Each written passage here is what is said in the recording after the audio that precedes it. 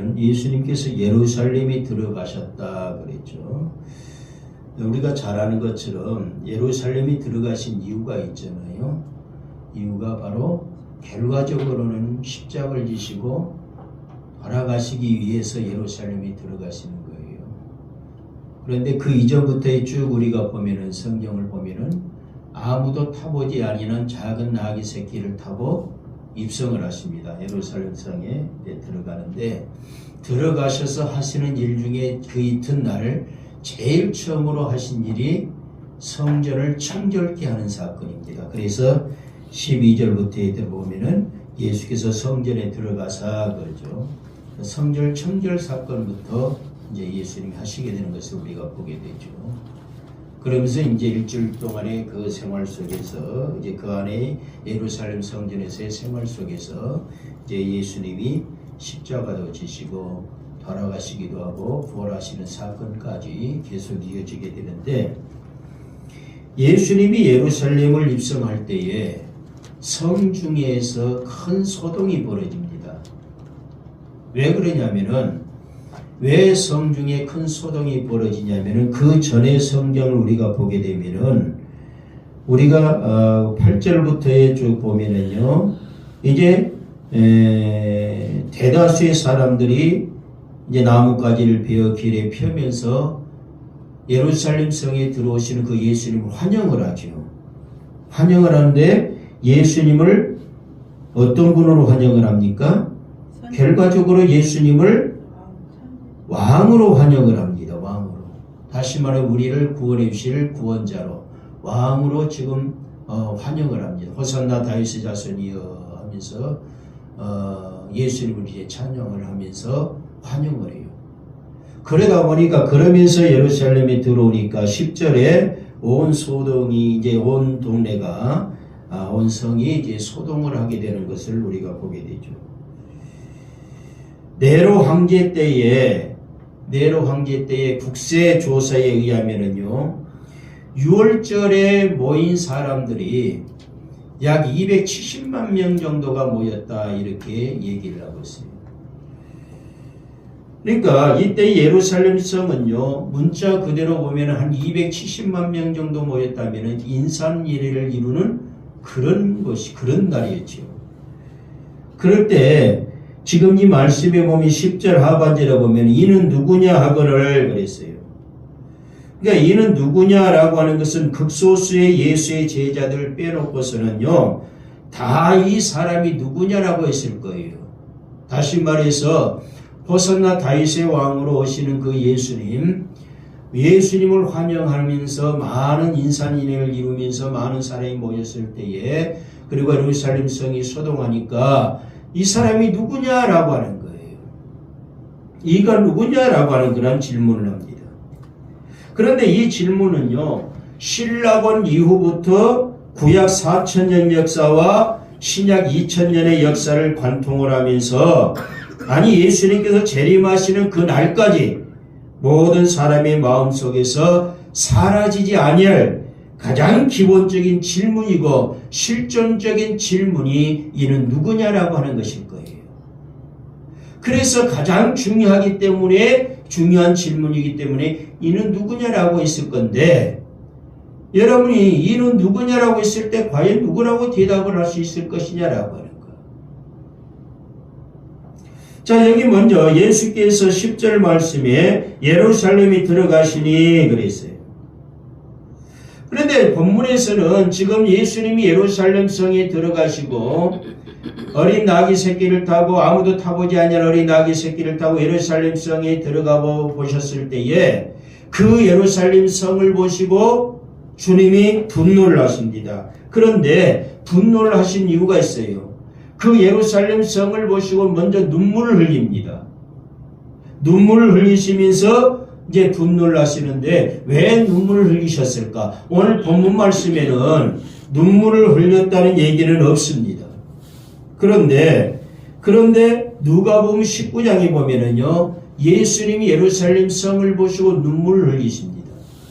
자, 예루살렘 성을 보시고 눈물을 흘리셨다는 것은 예루살렘 성전을 보시고 눈물을 흘리신 거예요. 누가복음 19장 41절 한번 봅니다. 누가복음 19장 41절.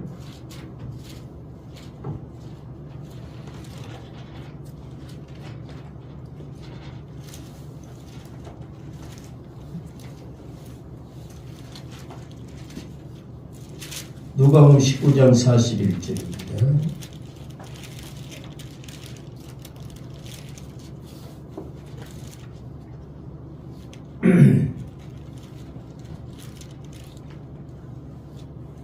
같이 한번 봅니다. 가까이 오사 성을 보시고 우시며, 가까이 오사 성을 보시고 우시며 그랬어요. 예수님께서 아마 현재 이 성 스데반의 문이라고 불리는 곳, 다시 말해서 성전 바깥 뜰에 들어가는 하나의 북쪽 입구의 문을 통해서 예루살렘으로 들어가셨을 것으로 보고 있습니다.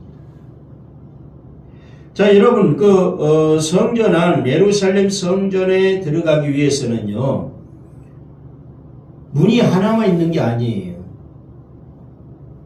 그런데 예수님이 성전 안에 딱 들어가면은요, 성전 안에 들어갔다라고 하는 것은 교회 안에 들어갔다라고 하는 것보다도요, 바로 그 이방인의 뜰에 들어가셨다라고 하는 건데요.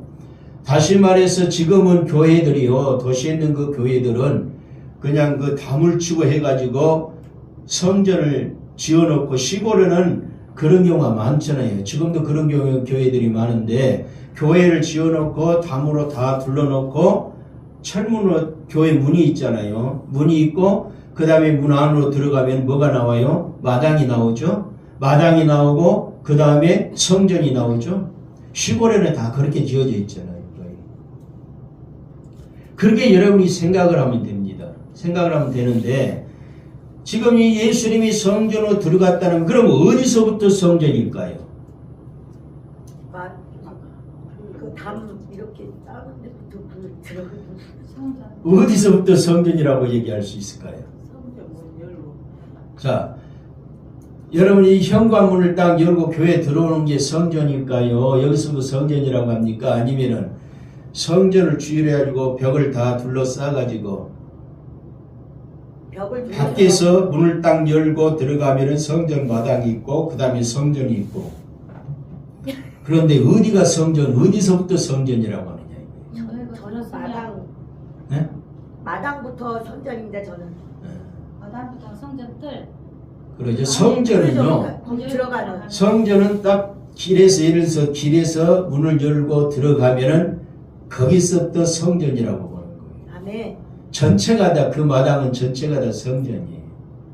다만 성전, 이제 그 내부가 있고 외부가 있는데, 그러니까 이 성전 이방인의 뜰이다 라고 하는 것은 뭘 얘기하느냐면은, 성전 안에는 이방인들이 들어갈 수 없게 돼 있고요, 성전 뜰에는 들어갈 수 있어요.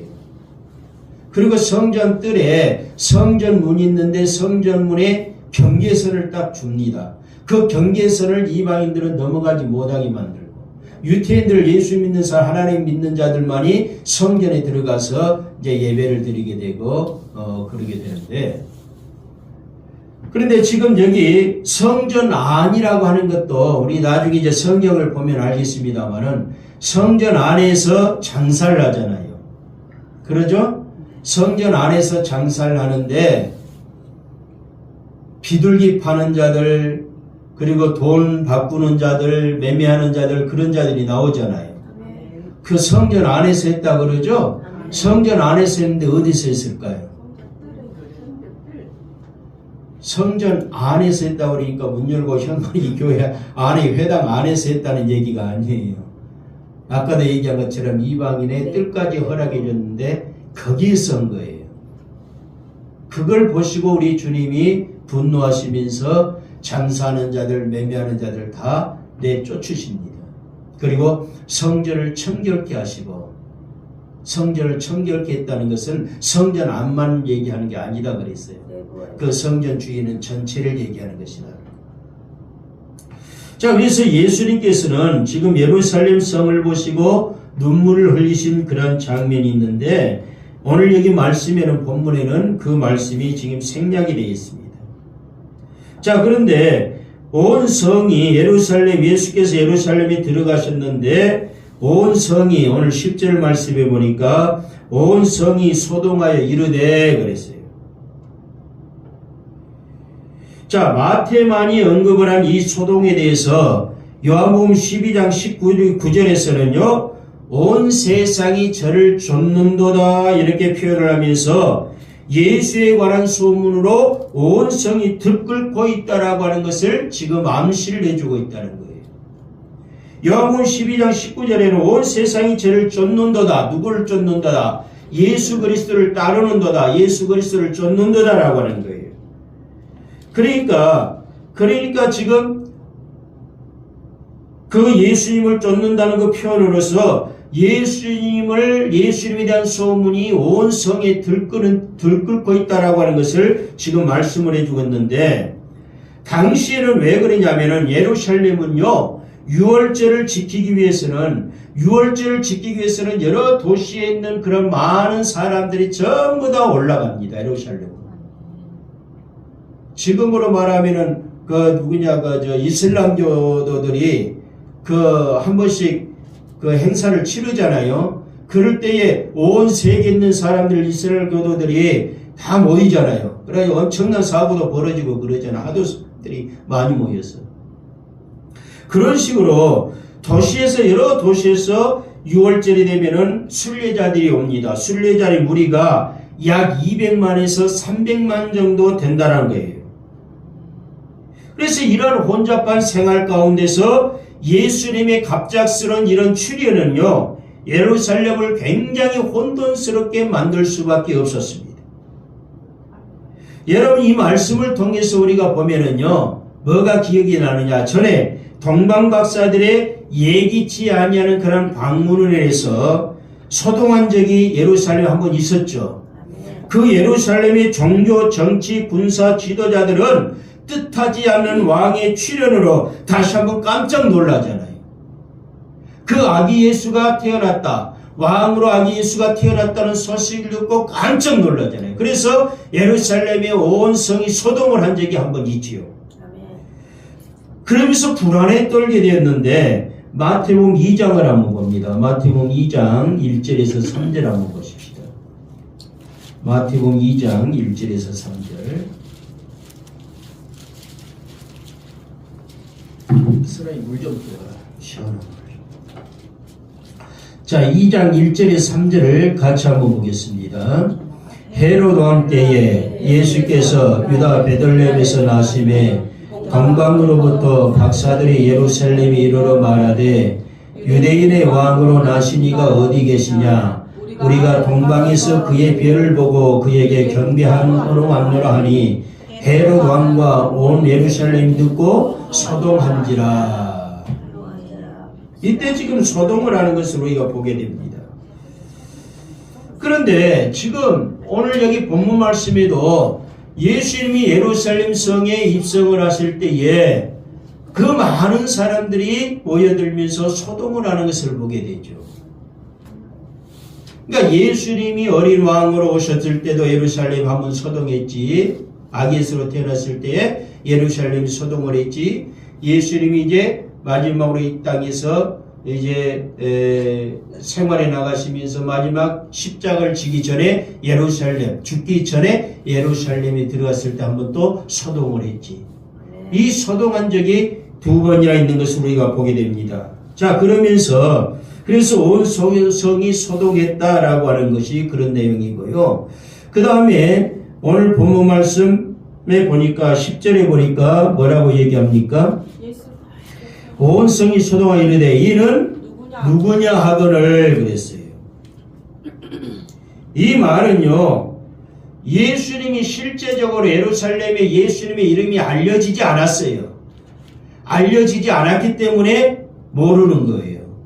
그래서 이는 누구냐 이렇게 묻는 겁니다. 그러니까 예루살렘 사람들이 그가 누구인가를 알려고 하는 것은 아니었지만은 이 말은 이런 큰 소동을 불러일으킬 만한 사람이 과연 이 사람의 정체가 무엇이기 때문에 과연 이런 소동이 일어나는 것이냐, 그런 것에 대한 질문이라는 거예요. 이 사람이 누구냐라고 하는 것이 중요한 게 아니에요. 대체 이 사람의 정체가 무엇이길래 이런 소동이 일어났느냐, 이런 소동이 일어나느냐라고 하는 그런 질문이라는 거예요. 그래서 이는 누구냐라고 하는 그 의미가 무엇인가를 우리가 알아야 됩니다. 자, 그러면서 12절 말씀에 보니까, 자, 12절 한번 보십시다. 본문 12절. 예수께서 성전에 들어가사 성전 안에서 매매하는 모든 사람들을 내쫓으시며 돈 바꾸는 사람들의 상과 비둘기 파는 사람들의 의자를 둘러 엎으시고. 예수께서 성전에 들어가사 성전 안에서 이런 말씀을 하고 있어요. 자, 무슨 얘기입니까? 지금 하나님께 예배하기 위한 성전이잖아요. 예배하기 위한 성전이 불의의 이익을 얻는 하나의 매매의 장소로 악용이 되고 있다라고 하는 것을 우리에게 보여주고 있습니다. 아까도 말씀드린 것처럼 교회 안, 성전 안, 회당 안이나 아니면 바깥 뜰이나 성전 안은 성전 아니에요. 전체가 다 성전 아니에요. 도로에서 예를 들어서 문을 딱, 교회 성전 안 문을 딱 열고 들어가면 마당을 밟아진다 할지라도 그곳 자체가 어디예요? 성전 안이에요. 아멘. 성전 안. 그러니까 바로 그것은 그 회당 안, 성전 안, 예배드리는 그 안, 장소, 성소, 지성소만이 성전이 아니고 바로 그 성전, 지성소와 성소가 있는 그러한 마당도 결과적으로 성전 안에 들어간다라고 하는 것을 얘기하고 있어요. 그것부터가 바로 예배의 중심이 된다라고 하는 거예요. 그런데 하나님께 예배하는 그러한 성전이 되어야 되는데 불의의 매매의 장소로 지금 악용이 되고 있다라고 하는 것입니다. 이것은 뭘 말하느냐? 종교의 타락이었다는 것입니다. 예수님께서 그것을 보시고 분노하실 수밖에 없잖아요. 거룩하고 경건한 종교의 이름 앞에 자기의 어떤 이익을 노리는 이 불의한 종교 지도자들을, 그 종교 지도자들은 성전에서 돈 바꾸고 비둘기 파는 자들과 결탁이 되어 있었다는 것이 바로 분명하다는 것입니다. 눈에 보이지 아니하는 하나님의 영광을 목표로 삼고 일하기보다는 눈에 보이는 땅에 속한 것, 다시 말해 썩어지고 불타 없어질 것을 구하는 그러한 가련한 종교인들을 보고서 우리 주님이 우시면서 분노를 하셨다는 것입니다. 여러분, 예수님께서는 회개하는 죄인들을 향해서 동정을 하셨지만은 성전을 더럽히는 자들에 대해서는 하나님께서, 주님께서는 분노를 하시는 것을 우리가 말씀을 통해 볼 수가 있습니다. 주님께서는 온유하며 겸손하시지만은 종교의 타락에 대해서는 분노하시는 분이 주님이시라는 거예요. 그래서 우리 주님이 이제 성전에 들어가시면서 먼저 예수께서 성전에 들어가사 그랬어요. 마태와 누가에 의하면은요, 예루살렘에 입성하시던 날에 마가의 기록에 의하면은 입성하시는 그 다음 날, 즉 월요일에 해당됐던 사건으로 지금 보고 있습니다. 이 성전은 헤롯 왕이 유대인들의 환심을 사기 위해서 스룹바벨의 제2성전을 개축을 한 것입니다. 그래서 주전 19년에 공사를 시작을 해가지고 8년 후에 헌당을 하고 주 64년에 이르러서 완전한 새 성전으로 완성이 되었습니다. 그런데 주 70년 디도 장군이 이끄는 로마군에 의해서 이 성이 완전히 파멸이 되었습니다. 예수님께서는 하나님의 성전에 들어가셔서 성전 안에서 매매하는 모든 자들을 지금 내쫓으시면서 돈 바꾸는 자들과 비둘기 파는 자들의 상을 뒤엎으시는 것을 우리가 보게 됩니다. 그래서 예수님께서 들어가신 곳은 지성소가 아니에요. 성전 아니라고 그러니까 지성소가 있고 성소가 있고 그러는데, 성소가 있고 지성소가 있는데 지성소와 성소가 있는 그런 이 성전 안을 얘기하는 게 아니고 예수님이 성전 안에 들어가셨다라, 성전에 들어가셨다라고 하는 것은 이방인의 뜰을 얘기합니다. 이방인의 뜰. 헬라 원본으로 보면은 이방인의 뜰을 얘기해요. 히에론 그럽니다. 히에론. 이방인의 뜰에 들어가셨다는 거. 그러니까 이방인의 뜰은 지성소에서, 예배드리는 지성소에서 가장 멀리 떨어진 그런 곳에 있습니다.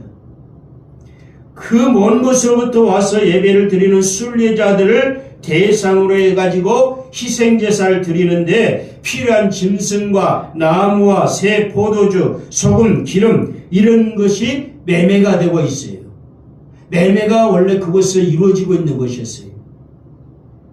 자, 그런데 성전 안에서 매매하는 사람들을 주님이 내쫓으셨다 이렇게 이 말씀을 합니다. 자, 그러면 왜 그 이방인의 뜰인 성전 안 예배드리는 그 장소는 아니지만은 이방인의 뜰인 그것에서 매매하는 것을 왜 예수님이 금지하셨느냐? 원래는 그렇게 매매하는 것이 아니었어요. 그런데 제사장과 대제사장들과 결탁을 한 거예요. 그래가지고 그곳에서 매매를 하게 되고, 매매를 하는 또 이유가 있습니다. 나중에 성경적으로 우리가 한번 말씀을 보겠습니다만은 조금 이따 말씀을 좀 드릴게요. 자, 그러면 성전 안에서 매매하는 모든 사람들을 지금 내쫓았다 이렇게 말씀을 하죠. 예수님은요, 하나님의 성전에 대한 권위를 위임을 받고 있었습니다. 그런데 시장이 되어버린 성전을 그래서 다시 기도와 예배의 경건한 장소로 바꾸려고 하는 예수님의 그런 정화 행위가 있습니다. 그 정화 행위는 다음과 같은 의의를 가지고 있는데, 먼저 대제사장 등 유대 지도자들의 권위에 대한 정면 도전이었습니다. 다시 말해서 그곳에서 이방인의 뜰에서 매매하는 그 사람들을 주님이 다 내쫓고 상을 뒤엎고 분노하고 내쫓은 것은요, 한마디로 대제사장과 유대 종교 지도자들에 대한 정면적인 도전이라는 거예요. 왜? 그들이 만들었거든요. 그들이 아까도 말씀드린 것처럼 결탁을 해가지고 돈 바꾸는 자들, 매매하는 자들, 그 상업의 일을 하는 그 사람들과 결탁을 했거든요. 자, 그래서 상인들은 장수를 얻기 위해서 막대한 금액을 지불을 하게 되는데, 이 돈의 일부는 최종적으로 제사장 가야바와 안나스에게 들어가게 될 것입니다. 그래서 상인과 제사장은 불가분의 관계로 이런 상행위는요, 제사장의 묵인과 권장 아래서 점점 커져간 거예요. 근데 예수님이 그걸 보고 옳지 잘하고 있다라고 하겠습니까? 아니잖아요. 특히 명절 때는요, 부당하게 가격을 매겨가지고요, 비싸게 물건을 파는 일이 비일비재 있습니다. 우리나라도 그러잖아요. 무슨 행사가 있다 그러면, 축제가 있다 그러면, 그 지역에 축제가 있다면은요, 바가지 요금 쓰인다 그러잖아요. 그것처럼, 바로 이곳에서도요, 명절 때는 부당하게 이익을 더 취하게 됩니다. 비싸게 매깁니다, 물건. 그래가지고 파는 일이 많았어요. 그래서 예수님이 그 예배와 기도와 예배의 경건한 장소로 바꾸려는 예수님의 정화 행위는요, 바로 이들에게 먼저 이들에 대한 도전적인 그런 장면이었다는 것을 바로 대제사장과 유대 종교 지도자들은 그렇게 생각을 해왔던 것이고요. 두 번째로 바로 이게 문제가 되는 것이, 정화를 하고자 하는 것은 유태인들의 형식적인 희생제사를 주님은 거부하신 거예요. 여러분, 하나님께 예배하는데 희생제사를 드리는데 형식적인 희생제사를 드려서는 안 되잖아요. 그런데 유태인들의 형식적인 희생제사를 우리 주님이 거부하신 겁니다. 그래서 예수님께서는 성전 정화 행위를 통해서 제사장을 비롯해서 율법주의자들을 그 경배가 얼마나 구역질나는 것인가라고 하는 것을 상징적으로 지금 나타내 보여주고 있는 것이 이런 모습들입니다. 성전이 물건 판매대와 환전대가 놓인 장터로 변했다고 하는 사실 자체가 묵인할 수 없는, 우리 주님이 보실 때에 신성 모독일 수밖에 없었다는 것입니다. 여러분 재물을 드릴 경우에는 성경에 보면은 그 재물에 흠이 있어야 돼요, 없어야 돼요? 없어야 되잖아요. 그런데 대부분 성전에서 파는 재물을 산 경우에는 의심한 바가 없이 깨끗하고 완전한 재물로 그렇게 인정되는 반면에 집에서 가져온 재물들은 흠이 있는 것으로 판단되기 일쑤였어요. 그렇기 때문에 그들이 파는 집에서 가져온 재물보다는 그들이 파는 것을 사는 것을 원했다라고 하는 거예요. 한마디로 형식적인 것이죠. 근데 실제적으로 그들이 파는 것이 흠과 티가 없는 정말 깨끗한 것이냐? 그건 또 아니라는 거예요. 오히려 내가 집에서 준비해 가지고 가는 것이 정말 깨끗하고 흠이 없는 것이잖아요. 근데 실제로 성전에서 파는 재물들이 흠이 있고 잘못된 재물 그런 경우가 재물일 경우가 많았다라고 하는 것입니다. 그러나 사람들은 까다로운 검열을 무사히 통과하기 위해서 흠이 있는 재물을 그대로 그것을 사가지고 제단에 바치고자 했다라고 하는 것입니다. 여러분, 하나님의 성전은요, 하나님께 예배하는 일을 위해서 쓰여야 할 거룩한 곳입니다. 그런 곳인데 그것이 불의의 이익을 얻는 하나의 매매의 장소로 악용이 되고 있다는 것입니다. 이것이 바로 종교의 타락이었습니다. 그걸 보시고 주님이 처음으로 예루살렘 성에 들어오셔가지고 그것을 보시고 그냥 분노가 차오를 수밖에 없었던 거예요. 그래서 거룩하고 경건한 종교의 이름 아래 자기의 이익을 노리는 이 불의한 종교 지도자들은 성전 안에서 돈 바꾸고 비둘기 파는 자들과 결탁이 되어 있었다는 것이 바로 분명하다는 것입니다. 눈에 보이지 않는 하나님의 영광을 목표로 삼고 일하기보다는 눈에 보이는 그런 어떤 땅이 속한 것, 썩어져서 불타 없어질 것을 구하는 그러한 가련한 종교가들을 우리 주님은 내쫓고자 했던 것입니다. 그래서 우리 주님이 이제 계획을 세운 것이 12절에 보니까 매매하는 자들 모든 사람 내쫓으며 돈 바꾸는 사람들의 상과 그랬어요. 돈 바꾸는 사람들의 상과, 이게 무슨 얘기인 줄 아세요? 돈 바꾼다는 얘기가 뭘 말합니까? 환전한다는 거죠. 환전. 왜 환전을 했을까요? 출애굽기 30장 13절과 레위기 27장 3절에 보면은요, 속죄 제물의 값으로 다른 나라의 돈을 가져오는 것은 불법이었습니다.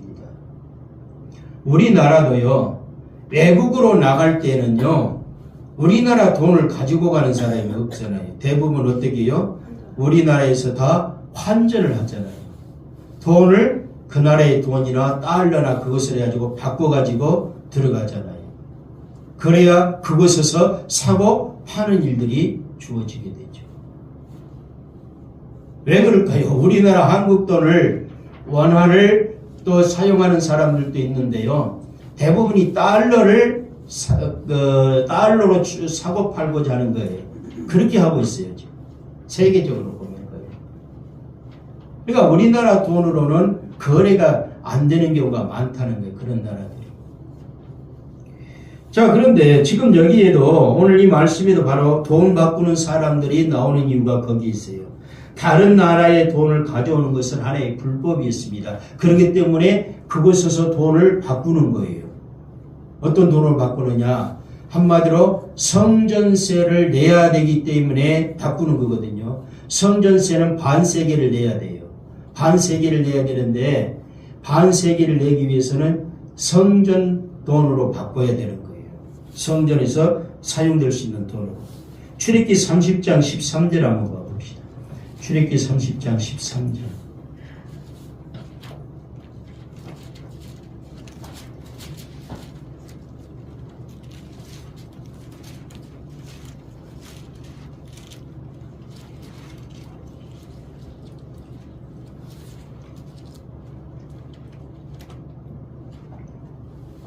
(13절) 한번 봅니다. 무릇 계수 중에 드는 자마다 성소의 세겔로 반 세겔을 낼지니 한 세겔은 20게라라. 그 반 세겔을 여호와께 드릴지며. 지금 여기 말씀에 세겔로 반 세겔을 성전에 내야 된다는 거예요. 성소의 세겔로 반 세겔을 낼지니 한 세겔은 20게라라 그랬죠. 그러니까 뭐야? 20게라를 통해 가지고 한 세겔을 바꾸는 거예요. 거기에서 반 세겔을 성전에 내는 거예요. 성전 세로 내는 거예요. 그래서 돈 바꾸는 사람들이 나오는 이유가 여기 있는 거죠. 레위 27장 3절 한번 보십시다. 레위 27장 3절.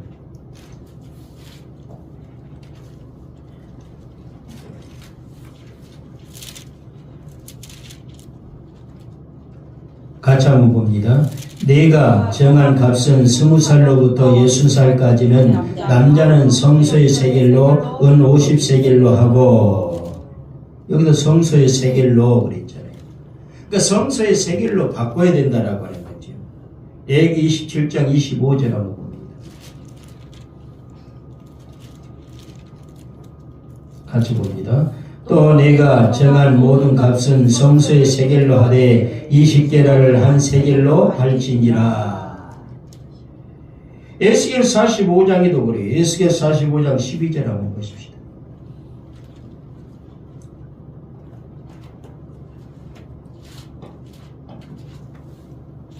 에스겔 45장 12절.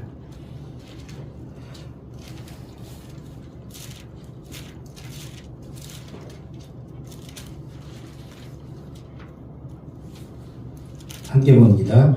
세겔은 20게라니 20세겔과 25세겔과 15세겔로 너희 만회가 되게 하라. 세겔은 한 세겔은 20게라니 라고 이렇게 여기도 나오고 있죠. 민수기 18장에 나오죠. 그래서 돈 바꾸는 사람들은 로마와 헬라의 표준 화폐를 성전의 화폐로 바꿔줍니다. 성전 화폐로 바꿔주는데 이 화폐로 그들은 반 세겔의 성전세를 바쳐야만 있습니다. 그렇기 때문에 돈 바꾸는 사람들이 그곳에 있었던 거예요. 마태복음 17장 한번 봐볼까요? 마태복음 17장 24절부터 27절.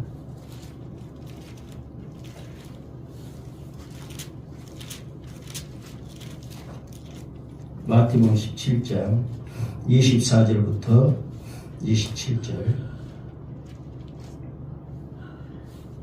함께 봅니다. 가버나움에 이르니 반세겔 받는 자들이 베드로에게 나와 이르되 너의 선생은 반세겔을 내지 아니하느냐. 이르되 내신다 하고 집에 들어가니 예수께서 먼저 이르시되 시몬아 내 생각은 어떠하냐. 세상 임금들이 누구에게 관세와 국세를 받느냐. 자기 아들에게냐 타인에게냐. 베드로가 이르되 타인에게니이다. 예수께서 이르시되 그렇다면 아들들은 세를 멸하리라. 그러나 우리가 그들이 실족하지 않게 하기 위하여 네가 바다에 가서 낚시를 던져 먼저 오르는 고기를 가져 입을 열면 돈 한 세겔을 얻을 것이니 가져다가 나와 너를 위하여 주라 하시니라. 아멘. 예수님은 세를 내야 됩니까? 안 내야 됩니까? 안 돼요. 세를 내야 돼, 안 내야 돼? 성전세를. 안 해야죠. 하나님이 드리는 게. 그러죠. 지금 예수님이 지금 여기 보니까 아까도 우리가 구약 성경을 읽었잖아요. 성전에 들어가면은 성전세를 내야 된다고 했죠. 성전세가 몇 세겔이라고? 반 세겔이에요. 근데 지금 여기에도 마태복음 보니까 반 세겔을 지금 받는 자들이 있다 그랬죠. 자, 그런데 예수님이 반 세겔을 안 냈어요. 그러니까 이제 베드로 갔다 오는 것을 보고 왜 너희 선생은 성전세를 안 내느냐? 그러니까 예수님이 베드로가 하는 얘기가 뭐라고 얘기해요? 타인은 낼지라도 아들은 되죠. 하나님이나 그에 관해 있는 속해 있는 자들은 내지 않아도 된다라고 하는 것을 얘기하죠. 다시 말해서 예수님은 안 내도 된다라고 하는 거. 자기 아들. 그러니까 25절에 보면은 자기 아들에게냐 타인에게냐 그랬죠. 관세와 국세를 받는 것이. 그러니까 베드로가 하는 얘기가 타인에게입니다. 그렇다면 아들들은 세를 면하리라. 나는 하나님의 아들이기 때문에 나는 세를 내지 않아도 된다. 그러나 그러나 내가 그들이 시험에 들지 않도록 27절에 보면은 실족하지 않도록 하기 위해서 나도 세를 내겠다. 그런데 네가 가가지고 제일 먼저 낚아올린 그 고기가 있을 것이다. 그 고기에 입을 벌리면 한 세겔이 나올 것인데 그 한 세겔을 가지고 가서 네가 너와 나를 위해서 드려라, 바쳐라 그러죠. 그러니까 예수님도 결과적으로 세금을 성전세를 내신 분이었다는 거죠. 그러니까 성전세는 내기는 내야 되는데 돈을 바꾸는 그 장면이 그것이 바로 장수가 문제였다라고 하는 거죠. 자, 그 다음에 비둘기 파는 사람들의 의자를 둘러엎으셨다 그랬어요. 왜 비둘기 파는 사람들이 있을까요? 비둘기는요, 문둥병자가 치료를 확증받기 위해서 그리고 여인이 해산한 후 정결례를 행하기 위해서 속죄 제물로 이용되는 것이 비둘기였어요. 레위기 12장을 한번 봅니다. 레위기 12장 6절에서 8절 한번 보겠습니다. 레위기 12장 6절에서 8절입니다.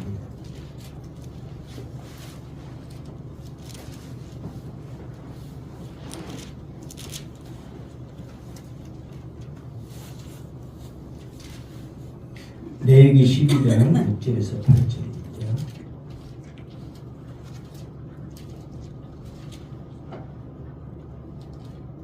함께 보도록 합니다.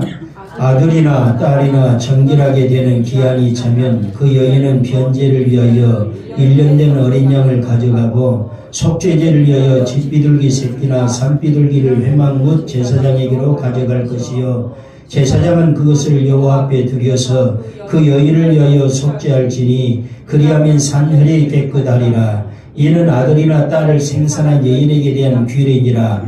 그 여인이 어린 양을 바치기에 힘이 미치지 못하면 산비둘기 2마리나 집비둘기 새끼 2마리를 가져다가 하나는 번제물로 하나는 속죄제물로 삼을 것이요 제사장은 그를 위하여 속죄할지니 그가 정결하리라. 아멘.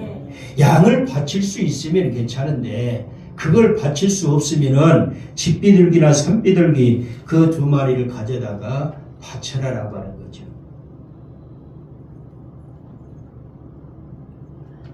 레위기 14장 4절 한번 봅니다. 레위기 14장 4절.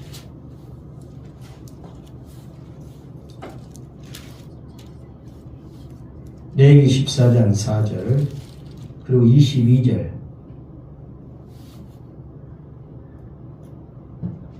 14장 4절 봅니다. 제사장은 그 정결함을 받을 자를 위하여 명령하여 살아있는 정결한 새 2마리와 백향목과 홍색 실과 우슬초를 가져오게 하고 22절하고 그의 힘이 미치는 대로 산비둘기 2이나 집비둘기 새끼 2를 가져다가 하나는 속죄제물로 하나는 번제물로 삼아.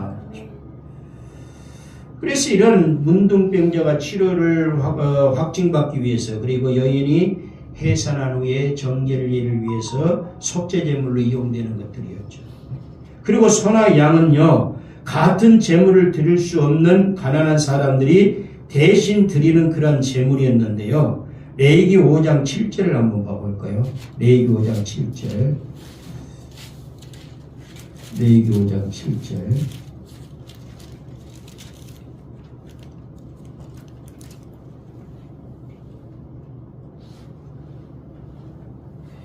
같이 봅니다. 만일 그의 힘이 어린 양을 바치는 데에 미치지 못하면 그가 지은 죄를 속죄하기 위하여 산비둘기 2마리나 집비둘기 새끼 2마리를 여호와께 가져가되 하나는 속죄제물을 삼고 하나는 번제물을 삼고. 그러니까 소나 양과 같은 이런 것을 드릴 수 없는 그런 상황이었을 때에 가난한 사람들이 드리는 그런 제사 제물들이 바로 집비둘기나 산비둘기였다라고 하는 것을 지금 얘기하고 있습니다. 그래서 이 비둘기 등의 제물은요 주로 여인들에 의해서 판매가 되었습니다. 그러니까 이런 집비둘기나 산비둘기 그걸 때로는 가져와 가지고 그것을 이제 이렇게 바꿔 가지고 드리는 거예요. 그리고 그 비둘기나 그걸 가져오지 못하면 그걸 그곳에서 파는 자들이 있으니까 돈을 주고 사가지고 하나님께 바치는 그런 일들 지금 해왔다는 거예요. 그래서 이런 돈 바꾸는 자들의 상과 비둘기 파는 사람들의 의자를 둘러엎으신 이유가 바로 거기에 있고요. 이런 이유가 있고 이런 이유에 의해서 비둘기도 팔게 되고 그리고 이런 이유에 의해서 돈도 바꾸게 되는 그런 현상이 그때 일어났다라고 하는 것을 우리는 알아야 됩니다. 자, 오늘 여기까지 말씀을 좀 드리고요. 그 다음에 13절 기도하는 집에 대해서 좀 말씀을 드려야 되는데 여기까지 말씀을 드릴 수가 없을 것 같네요. 오늘 여기까지만. 예수님이 예루살렘 성에 어린 나귀 새끼를 타시고 입성을 하시고 그리고 제일 먼저 성에 들어가셔서 예루살렘 성에 들어가서 성전을 보시고 분노하시면서 성전 정화 청결을 하시는 그 모습을 잠깐 여러분께 설명을 좀 해드렸습니다.